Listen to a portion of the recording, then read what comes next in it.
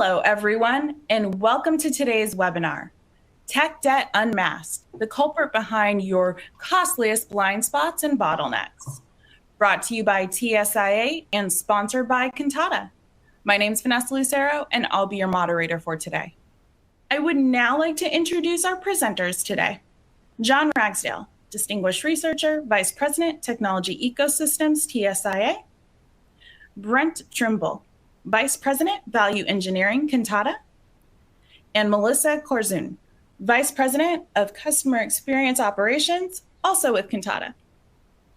As with all of our TSIA webinars, we do have a lot of exciting content to cover in the next 45 minutes. So let's jump right in and get started. John, over to you. Well, thank you, Vanessa. Hello, everyone, and welcome to today's webinar. I'm very excited because we're going to be talking about one of my favorite topics, technical debt, and we're going to particularly focus on the impact it's having on professional services and professional services automation. I first became really aware of technical debt about a year ago because I was having so many conversations with companies about transformation, and they seemed to be really stalled in their transformation, often because they were clinging to old technology, outdated technology, homegrown technology, which is really all a part of technical debt. So at the end of last year, I completed a research study with our members on this topic, and I want to share some of the insights with you. You know, the first question is, am I the only one that thinks this is an important issue? And one of the survey questions asks, in your opinion, how big of an impact is tech debt having on your organization? And people really understand this is an issue. A third said it was a moderate impact. About half of companies said a high impact or a very high impact. So this truly is something that business users and IT are understanding that is really impacting their ability to transform, and as we're going to talk about, embrace AI and all the cool new technologies that are coming out. And another survey question asked, what do you believe is the cause of technical debt? And as I mentioned, you know, the two of the biggest problems are homegrown or internally developed technology. This is often a culture problem within technology firms that, you know, they think they can build it themselves. But technology is rapidly advancing so quickly that it is just, unless it is your core competency, it is really not possible to build what you can buy off the shelf.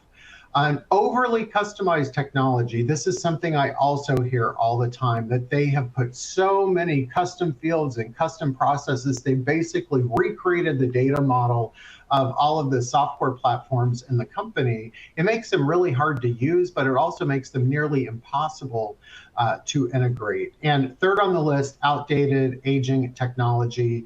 And again, because AI is becoming so infused in all of the technology that's available today, if your technology is a few years old, it's unlikely that you're really getting all of the best of breed capabilities that are available. So this is where I think the surveys started getting really interesting, is when we ask in what ways do you think tech debt is impacting your company? And 88% said a poor employee experience and it's impacting productivity, and 3/4 said it's delivering a poor customer experience. So if you're impacting your employees, you're impacting your customers, you know, ultimately this is going to have longer term impacts on your ability to renew, expand, sell, and it's going to cause issues with annual recurring revenue.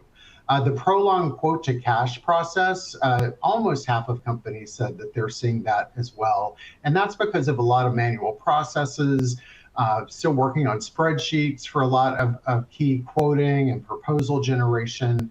So I think that you can understand now why tech debt is such a big issue, because it's really having big implications to your employees and to your customers, and really your ability to generate revenue.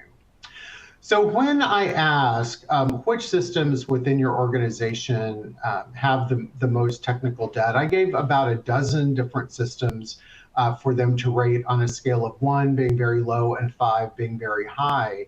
And interestingly, at the very top of the list is professional services automation, or PSI. PSA, and it's tied with ERP billing systems, which tells you just how much tech debt is going on. And I think particularly with professional services automation, a lot of these legacy systems were implemented solely for these custom pay-as-you-go, humongous 3, 6, 9-month implementation projects.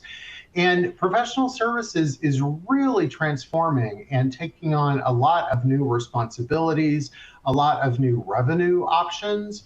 And I've got some of them highlighted here. Moving to subscription services, value-added services, these services that are consumed by points or credits or hours. And these are not 3-month projects. These are a week of business process improvement or a couple of hours to build a custom dashboard. And with a legacy PSA that's totally focused on these custom projects, it makes it really, really difficult to embrace some of these new paradigms. So when we think about tackling technical debt in professional services, 70% of companies say tech debt is not getting the attention that it deserves within their organization. Again, this can be some cultural issues, that it's always been that way that we run into so often.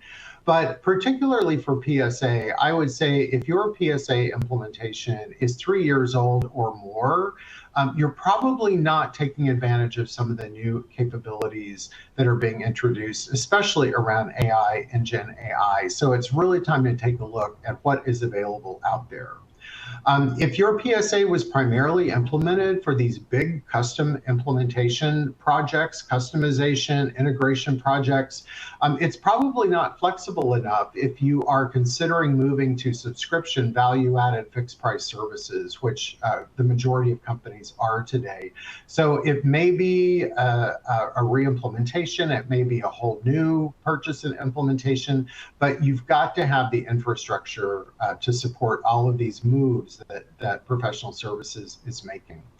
So I keep talking about this, but AI and Gen AI, it's the hottest topic today. We've got our conference coming up very soon on this topic.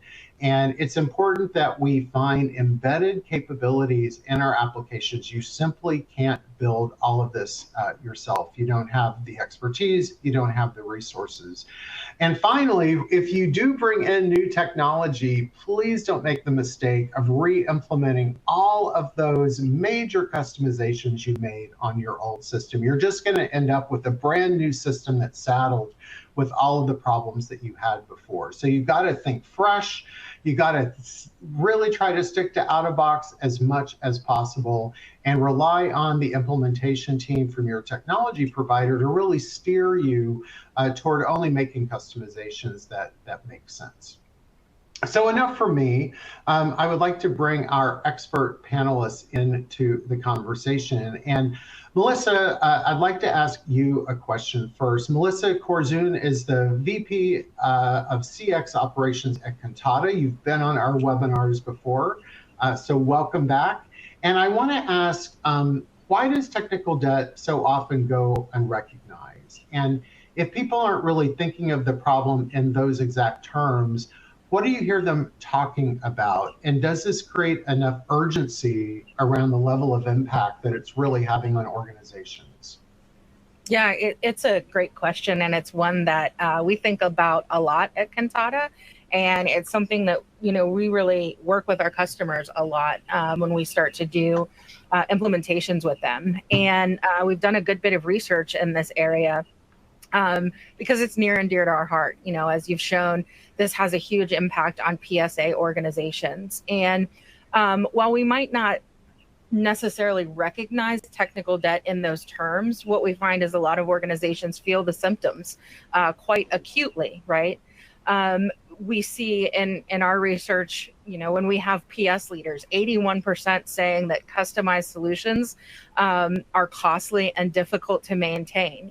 That is a core symptom of technical debt. And if you think about kind of the history of PSA platforms and, when implementations would have happened 5, 10, maybe more years ago, those solutions maybe weren't purpose-built for the type of professional services organization that we see today. A lot of those systems were really built around scope, schedule, budget, financial management of projects. And we're really starting to see PS leaders wanting to look at different aspects of delivery. How are we performing in terms of resourcing at a really in-depth level? What does our forecast look like in the future? How is the health of our client? How is the adoption going during our implementations? And when the tools don't fit the bill, maybe rather than looking for a new solution that's purpose-built, companies might have decided to do some customizations and do some add-ons, and they find that over time, that gets really hard to maintain. We're also seeing leaders saying that they just can't predict resource needs in advance, right? Over 60%. And when you think about a PS organization where your resources are the biggest cost of your organization and the most valuable asset you have, not being able to predict the needs of that vital resource in your organization is huge, and oftentimes is a symptom of some sort of technical debt. We forced a system to fit, or we just didn't have the capability, or maybe our data isn't structured in the right way that's giving us the visibility that we really need, and so we don't trust the data that's coming out of the system. Lack of visibility into plan versus actual performance of our projects, right? So, that comes out in, instead of relying on the systems that you have in place to give you the analytics and insight into performance, you're exporting spreadsheets, you're cobbling things together outside of your systems. Again, a symptom of where technical debt is very costly to your organization.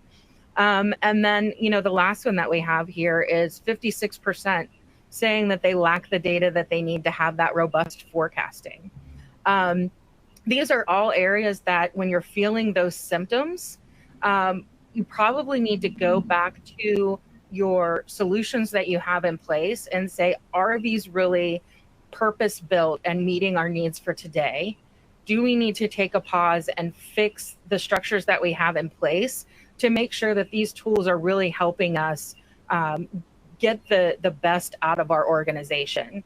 And there really is a sense of urgency around this, because I think, the market today, we really have to have an understanding of our business, and we have to be able to make decisions that are going to protect the health of our business and also the health of our customers. And we don't want to be, inhibited by a solution that's not going to help us get there. And, to go back to what you said before, John, AI is huge right now. And quite honestly, if our systems aren't optimized with the right data architectures in place and the right processes built into them, then it's really going to inhibit the ability to move forward into AI solutions and get the value out of them. And instead, a lot of people are going to find that they're going to have to pause and address a whole lot of technical debt issues before they're going to be able to make use of innovative technologies. Yeah, great answer. I can understand how this tech debt is really impacting project margins, resource management, all of these, key issues that PS executives care about. I want to bring Brent into the conversation. Brent Trimble is the Vice President of Value Engineering at Kantata. Brent, that's a great title. I love that.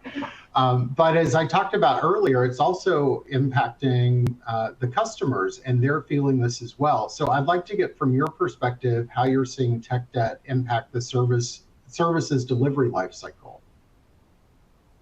Absolutely. So, universally, in all types of professional services organizations, there's more or less a linear journey of revenue. And it starts, of course, with sales and new business, whether that's net new organic growth, that goes to sizing and pricing and resourcing. Can we put the right people at the right time on the right client to exceed their expectations?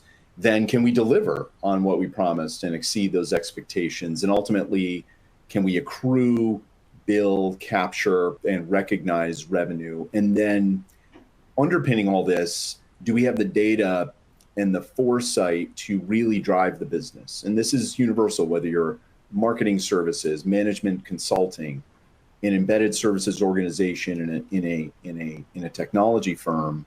So, we start typically with this notion of, can we trust data coming from our sales apparatus, our sales motion, our engine, whether that's managing directors mining work from existing clients or net new pitches, the deal flow. And where we see the debt really start to manifest is this lack of synchronicity of data. Sometimes that's just a hindrance of the technology in place. Sometimes it's a way it was potentially implemented. Many times it's also hygienic, overlaid.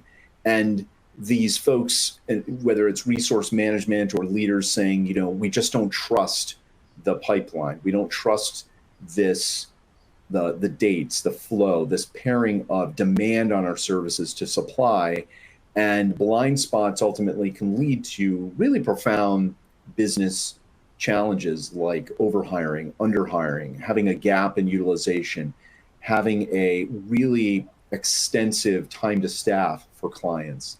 And technology really enables those insights or can hinder that.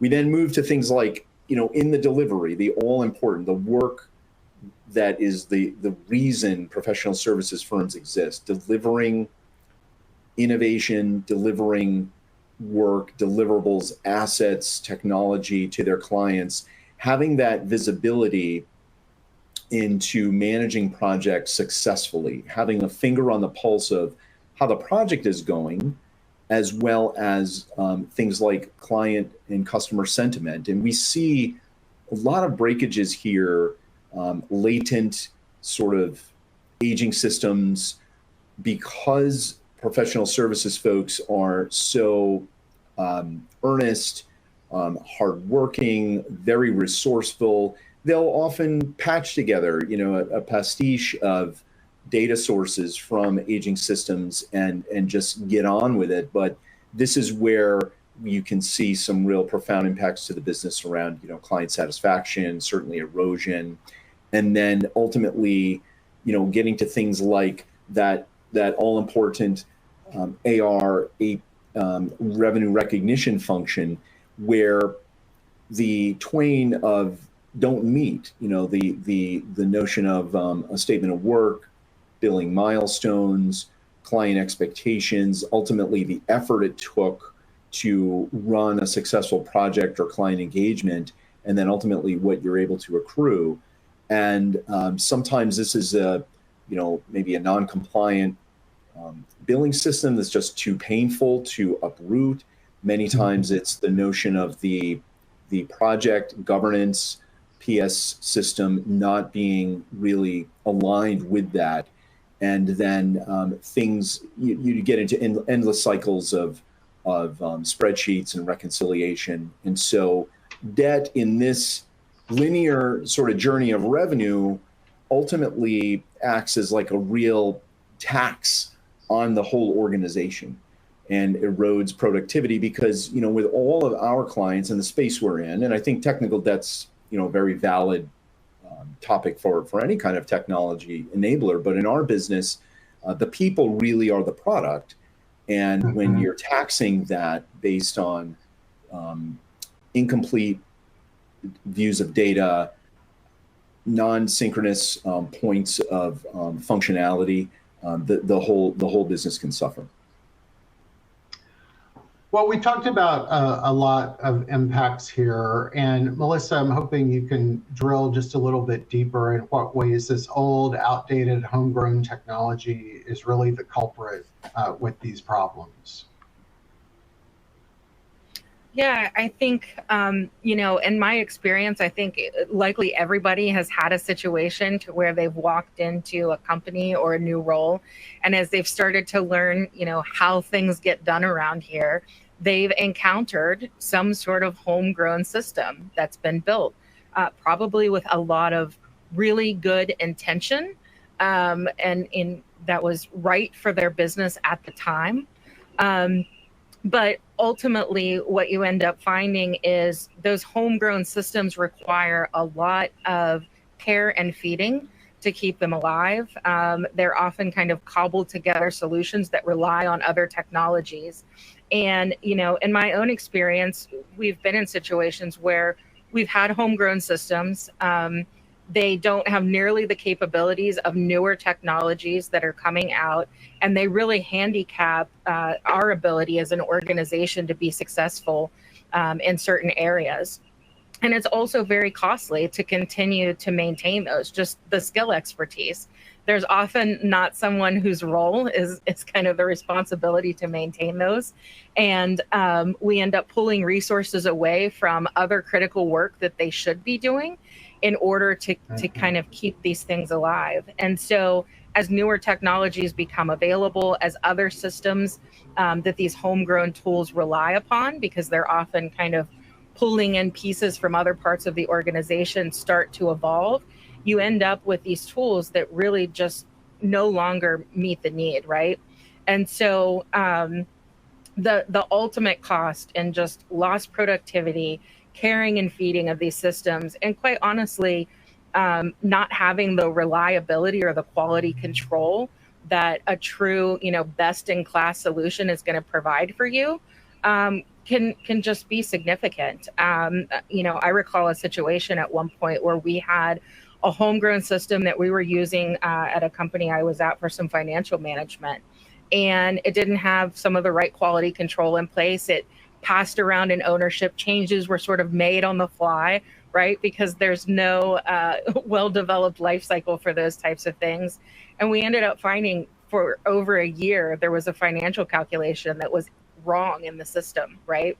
And it was costly to our organization. And really, we should have been going with a much better purpose-built solution to achieve that. So I think there's just all kinds of examples across the board for where these homegrown systems can really lead us in the wrong ways and cost us a lot in terms of our organizations, versus making the effort to really invest in the right tool that is going to continue to innovate for you and bring new capabilities along with you as the technical landscape changes.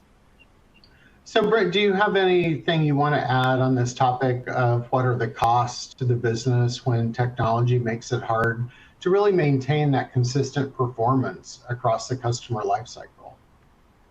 Yeah, absolutely. I think, for organizations who feel the pain and probably getting input from their talent as well as their clients, and just inherently know that the systems are ancient and creaky, or there needs to be a change made. There's usually, I think, you can break down cost into 4 or 5 different areas. One, of course, is that administrative load, and Melissa, I think, articulated this really well. Just this note of pulling folks away from critical work to maintain systems or transact work in the space that the system doesn't provide. So the cost can be less tangible, but certainly quantifiable. In some cases, external third parties are required to maintain systems, and that's a very hard cost. That's a direct bottom line hit to EBITDA. The next area of cost is really risk, and I think this is an area that a lot of firms need to probably at least take a glance at, aside from things like data compliance, and that's an important part of risk, but is there too much tied up in the operations of our business in a platform that may deprecate, that may not have a vibrant product roadmap? Maybe the vendor is turning their eye to another product in their platform, and this isn't going to get the attention. And could this data go away? Could you be forced to make a migration before a time and place of your choosing? So that all represents risk, and that can be a real drain on a business. Think of having to maybe go through a replatforming that was not planned because a system was maybe being sunset. So those are the types of risk factors you could consider. Users, the cost on users can be everything from just that daily pain of transacting work that bubbles up to management, potentially even churn. We've had instances, certainly in our firm, where we talk to end users of different types of platforms who just raised their hand and said, I do not have the tools to do my job, to exceed the KPIs set in front of me. Therefore, I choose to work elsewhere. Does the platform hinder or enable the team? Customers, certainly, that's another cost area of technical debt. Does a platform enable you to interact with the client, give them a high degree of satisfaction in the experience of transacting work with you? And then, ultimately the cost that's usually hardest to predict, but the most devastating to live through is this notion of, insights and data that are incongruous and missing a blind spot, maybe a big hiring miss, a big swing in the type of talent required, maybe 6, 9, 12, 18 months down the road, because you were forced to live in this sort of tyranny of spreadsheets and data that give you that incomplete picture. So I think, you think about cost, and we've all felt, this is costing more than it's worth, or there's administrative load. You can break those down into those 4 or 5 areas, and typically, without extensive analysis, come up with some real tangible what if state scenarios around that, and it illuminates that the true tax that debt has on the organization. Brent, you had an amazing line earlier about people who have been at a company for a while. They've seen these systems get, customized and added new components to. And you had a great line about this pastiche of systems and data that they've managed to pull together to get what they need. And I think it's sometimes in that situation, they're really in denial about the role that technology is at the root of problems. It's easy to blame it on people and process. So what do you see as some of the keys to really adequately diagnosing the impact that tech debt is having on your organization? That's a great question. And, really starting with the orientation of the business, what are you in the business to solve on behalf of your clients? And we're talking in the context of professional services. And then within that, what are those best in class outcomes you want to drive? Velocity, satisfaction.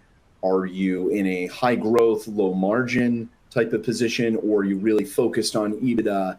And setting appropriate benchmarks for each of those 5 to 10 to 15 levers that are at our disposal in a professional services business, pricing, rates, hiring cycles, whatever those are, and then working back from there to establishing use cases for your talent, from the individual contributor up to leadership, and saying, do you have the tools at your disposal? What would a high velocity data in your hands, able to transact work look like?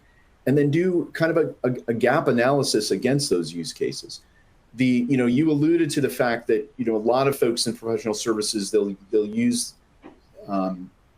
these tools that they've picked up to do gap fill over the years, and to fill kind of a gap, and many times maybe they're point solutions, and suddenly you've got this constellation of systems that don't talk to each other. It's important, I think, for professional services businesses to take a hard look inward as well, because at our heart, we're very resourceful, and we get monumental Herculean things done for clients.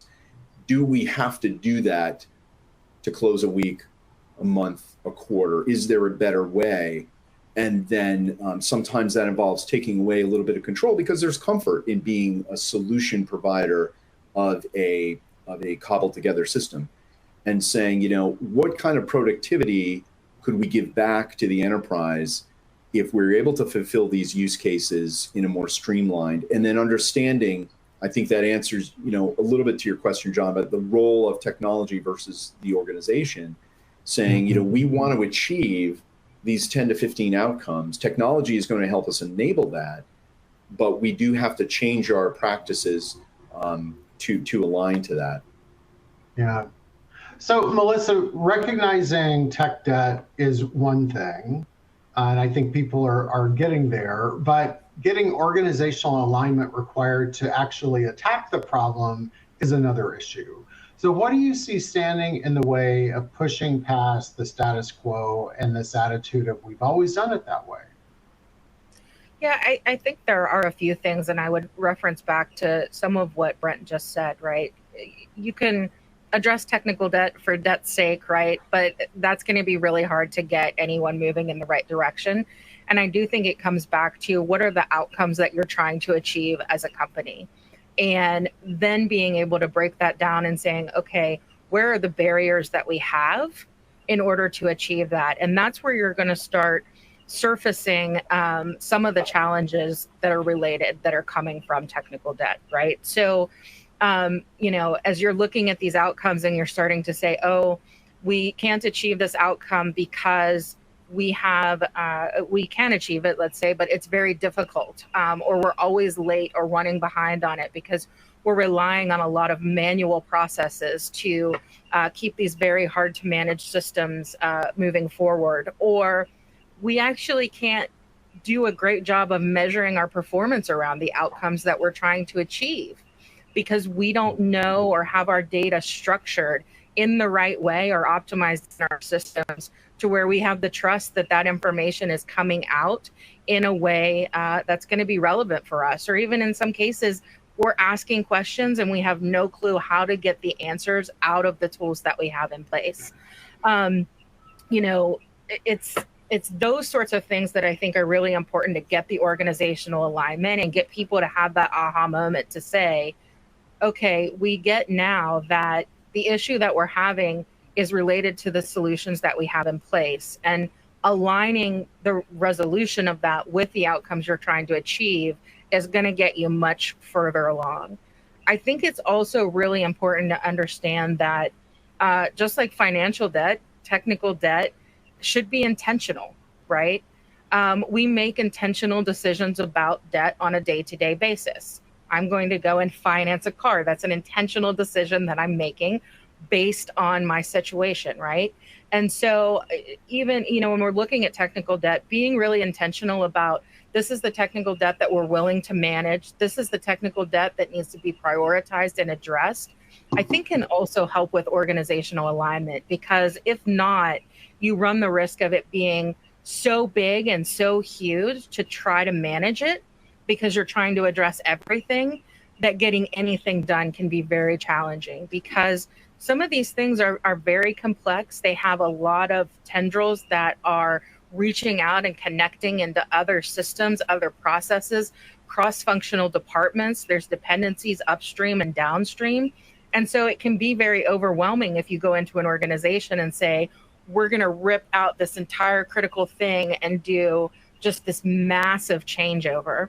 Whereas if you say, this is an outcome we're organizationally aligned on, here are the areas that we're hindered on, and this is the symptoms that we're seeing because of this technical debt, I think you're going to get a lot further with your organization that way than, technical debt because we have a technical debt initiative to go out and find it all and fix it. Yeah, this is something I've done a lot of projects on. I think getting an outside expert in is really helpful to avoid this boiling the ocean and coming up with a roadmap of what can we do today to make a difference and kind of do a crawl, walk, run approach. I know we got a lot of questions from the audience, but I want to ask one final question to Brent. What are the keys to making an effective business case for change? Because we've got to have budget, we've got to have resources to do this. I have to think that articulating the cost associated with technical debt is a key one, but that's not always easy to create. So could you talk about making that business case? Yeah, absolutely. No, happy to. And this is obviously sort of near and dear to my heart because it's a practice I help run here at Kantata. But essentially, when an organization, a services organization, usually reaches some form of tipping point, and it could be size, its scope of work that they're engaged in. It could be geography, a new a new transaction resulting in an acquisition, whatever the case might be, and everything's reached a point where they come to an agreement and say, we want to do business differently, and we think technology is part of that story. Definitely defining and articulating a problem statement first, then looking at those outcomes. What do you want to drive? What would best look like? Really absent of the technology initially, just do we want to forecast more accurately,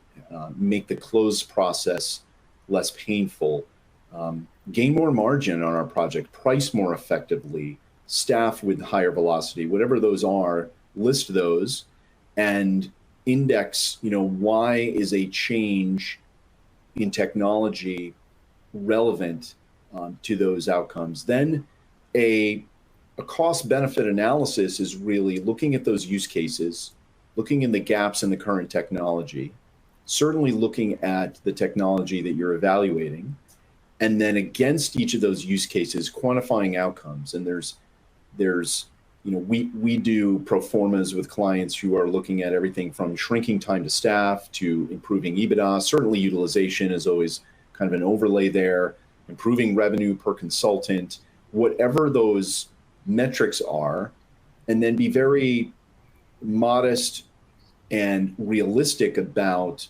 the timeline of achieving those goals. Typically, then you can come up with a very relevant and realistic ROI analysis spread out over that journey. Select the technology, understand why, hold them accountable, and then present and create an implementation plan that is about the technology, but also about the business changes that you're going to transact while you're in that stage of evolution. Well, Melissa and Brent, I thank you both for this conversation. You've shared a lot of insights with me and with our listeners. And Vanessa, I know we've got a lot of Q&A from the audience. Do you want to fit in a few? Yes, let's go ahead and do that. But I do just want to remind everybody, even though we only have a few minutes left, please go ahead and submit your question. And even if we aren't able to answer that question here live, we will make sure to follow up with you. So our first question comes from Nate, and they say, there's always going to be a lot of complaining about the technology people need to use. How do you separate grousing over the way a platform behaves from legitimate concerns about a platform that might be feeding technical debt?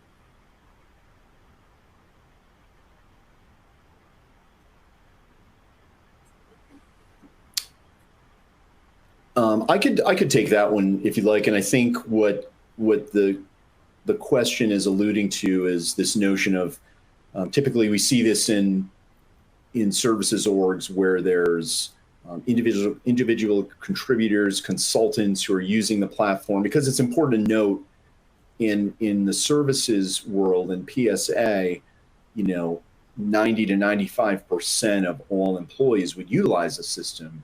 And you contrast that with something like maybe a GL, ERP, or even a CRM, fewer, a lower percentage of the total employee base would use those systems. So a lot of that comes down to sometimes things like UI preference with a previous platform, maybe their experience and unfamiliarity with a system in place. But I think it goes back to really enabling, reorienting, engaging, and then driving some understanding to the user and the employee as to what the outcomes the enterprise is trying to drive and where they fit into that.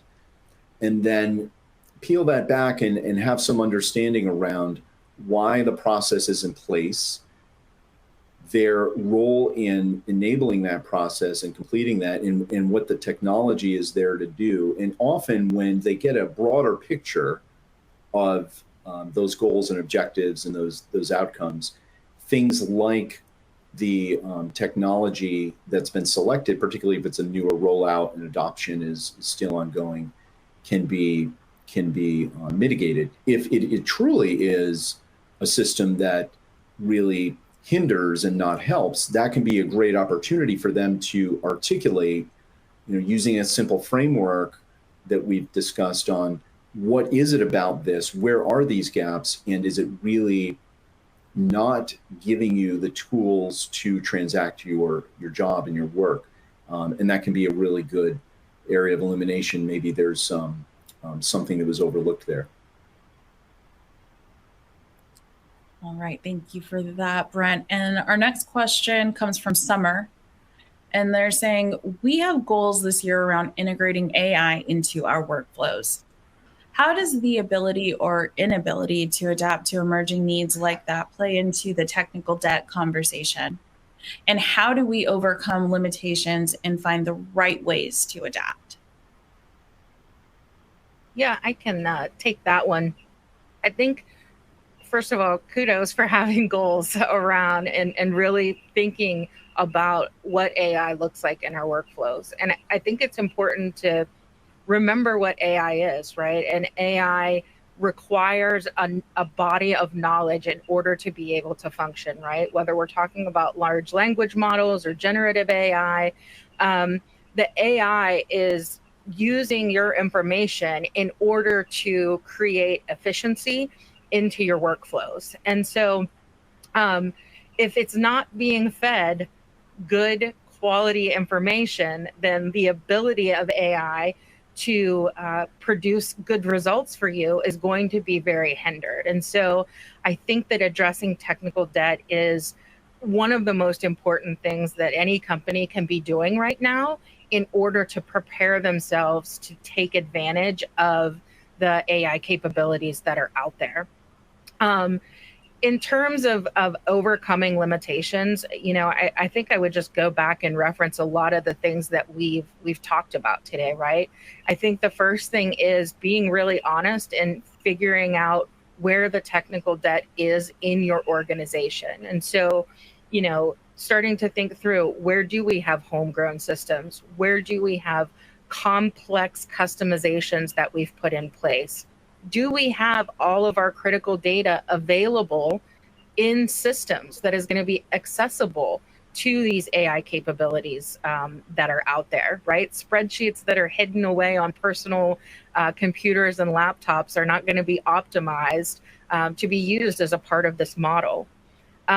Thinking through the way that your organization gets work done.